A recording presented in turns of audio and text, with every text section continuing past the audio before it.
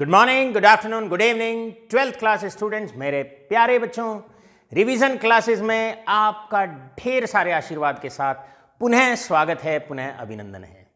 मेरे प्यारे बच्चों, रिवीजन क्लासेस में कार्बोक्सिलिक एसिड चैप्टर आपका चल रहा है और अभी तक हम इन शॉर्ट वीडियोस के माध्यम से आपको मेथड्स ऑफ प्रिपरेशन और केमिकल प्रॉपर्टीज का एक पार्ट करा चुके हैं। जैसा कि हमने प्रीवियस रिवीजन लेक्चर में आपको बताया कि रिवीजन क्लासेस में केमिकल प्रॉपर्टीज में हमारी कार्बोक्सिलिक एसिड की जो केमिकल प्रॉपर्टीज हैं वो 3 पार्ट में डिवाइडेड हैं। They are divided into 3 parts. पहले पार्ट में हमने देखा किस तरीके से कार्बोक्सिलिक एसिड से कोई भी कार्बोक्सिलिक एसिड का डेरिवेटिव हम बनाते हैं।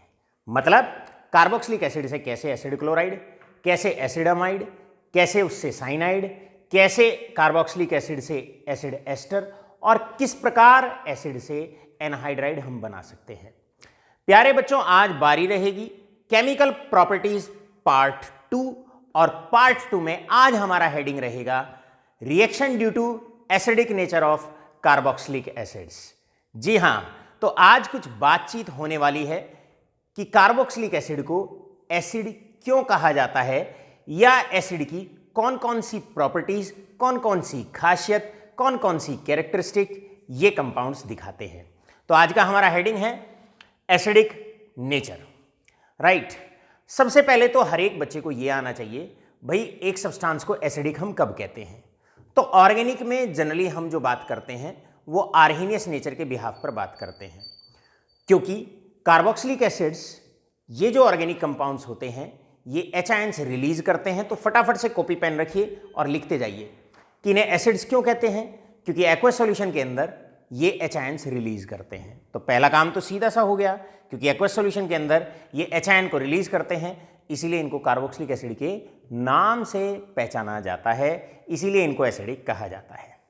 सवाल आया एसिड की दूसरी रिएक्शन कौन सी है, या दूसरी खास बात कौन सी है, या दूसरी प्रॉपर्टीज कौन सी है। तो साथ के साथ आप लिख सकते हैं कि दूसरी प्रॉपर्टी ये है कि दे टर्न्स ब्लू लिटमस रेड। दे टर्न्स ब्लू लिटमस रेड।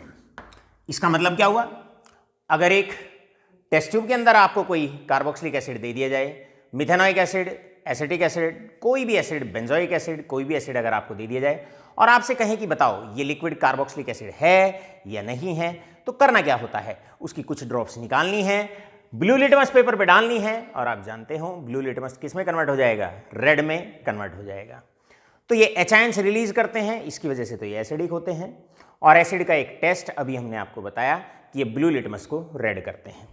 आइए जानने की कोशिश करते हैं एसिडिक नेचर को लेकर और कुछ नई बातें इनके विषय में। प्यारे बच्चों, जब भी किसी सब्सटेंस के एसिडिक नेचर की बात होती है, जब भी किसी सब्सटेंस के एसिडिक नेचर की बात होती है, तो सबसे पहले ऑर्गेनिक केमिस्ट्री में याद रखिए आपने सबसे पहले एक रिएक्शन दिखानी है जिसमें से आपको कंपाउंड के अंदर से एच आयन को रिलीज कराना है। तो ये हमारे पास कार्बोक्सिलिक एसिड है, जैसे ही एच आयन रिलीज करता है बनता है कार्बोक्सिलेट आयन, बनता है कार्बोक्सिलेट आयन।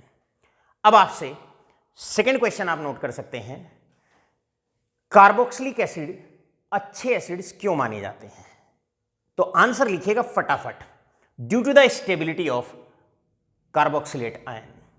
क्योंकि कार्बोक्सिलेट आयन रेजोनेंस स्टेबलाइज्ड होता है, एक स्टेबलाइज्ड आयन होता है, और हम जानते हैं, नोट करके लिखते रहिएगा फटाफट, हम जानते हैं more is the stability of carboxylate ion या conjugate base, higher will be the acidic strength.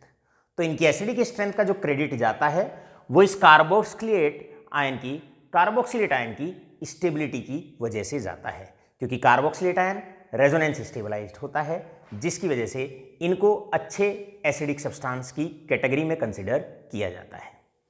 आइए जानने की कोशिश करते हैं एसिडिक नेचर के अंदर और कुछ नई बातें।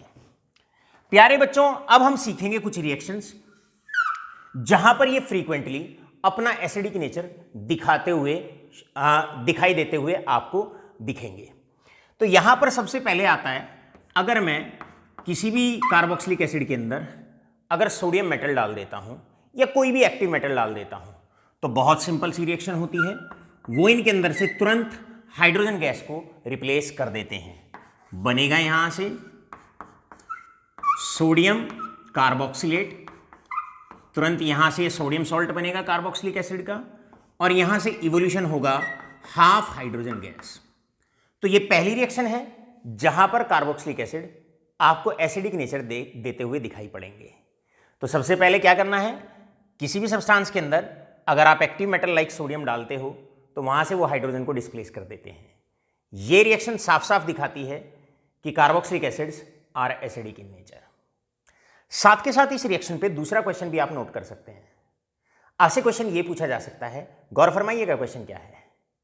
क्वेश्चन ये है, सोडियम मेटल को कभी भी कार्बोक्सिलिक एसिड के अंदर स्टोर नहीं किया जाता, क्योंकि आप जानते हैं सोडियम एक्टिव मेटल होता है, कार्बोक्सिलिक एसिड के साथ रिएक्ट करता है, वहां से हाइड्रोजन गैस का इवोल्यूशन होता है, और हम जानते हैं hydrogen gas is a highly combustible gas, क्योंकि हाईली कंबस्टिबल गैस वहां से इवॉल्व होती है और वहां पर आग लगने का खतरा होता है।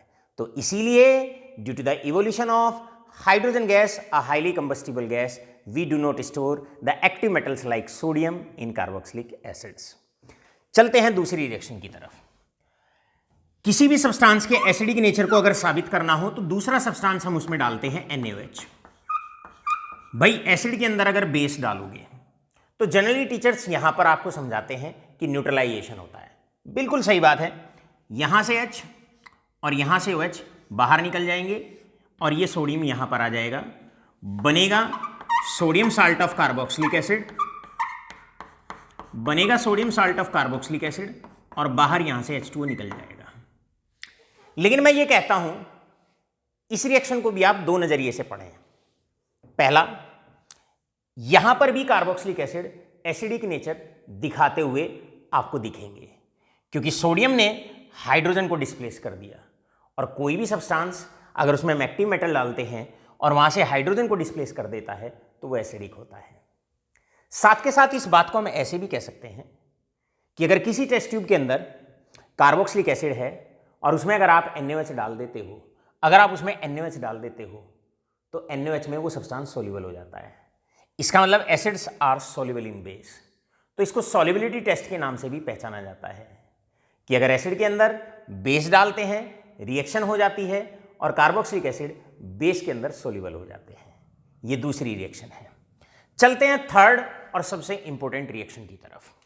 यह है हमारा sodium bicarbonate test. Sodium bicarbonate test, किसी भी कार्बोक्सिलिक एसिड के अंदर अगर हम सोडियम बाइकार्बोनेट डालते हैं, अगर हम इसके अंदर सोडियम बाइकार्बोनेट डालते हैं तो हमेशा याद रखिएगा यहां से आपको सबसे पहले ये हाइड्रोजन को डिस्प्लेस करेगा। इसका मतलब तीनों रिएक्शन में सेम मेन प्रोडक्ट रहेगा। This is sodium salt of carboxylic acid. अब यहां से ये हाइड्रोजन, गौर फरमाइएगा, यहां से ये हाइड्रोजन, एक हाइड्रोजन, दूसरा हाइड्रोजन, और यहां से एक ऑक्सीजन। हाइड्रोजन हाइड्रोजन और ऑक्सीजन ये वाटर की फॉर्म में बाहर हो जाता है, क्लियर है। प्लस CO3 था आपके पास, CO3 में से CO2 गैस बाहर जाएगी, और इंपॉर्टेंट है CO2 गैस का बाहर जाना, CO2 गैस का बाहर जाना।